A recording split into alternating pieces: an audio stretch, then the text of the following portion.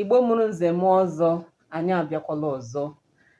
N'ụbọchị nke taa, anyị chọrọ iwetara unu ọnụọgụgụ n'asụsụ Igbo, meaning counting 1, 2, 3 in Igbo language. Nwaada Vivian ga-akụziri anyị otu esi asụ ya bido n'otu ruo na 20, from 1 to 20. So, are you ready? Yes. Nwaada Vivian, ngwa kelee ndị ebe anyị dị n'ibido. Ndewo. Ngwa bido n'otu ruo na 20. 1, 2, 2, 3, 4, 5, 6, 7,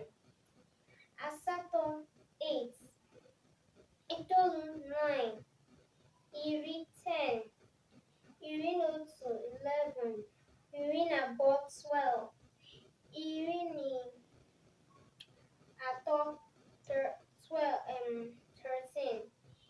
14,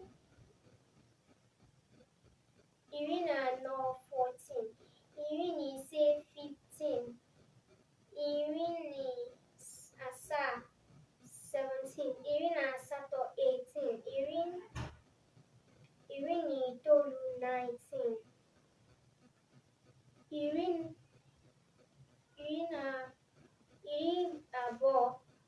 20.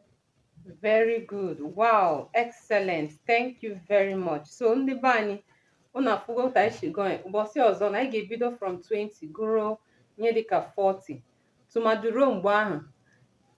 Kesaa n'ozi a ma tụnye akara aka ịhụnanya. Ndewonu.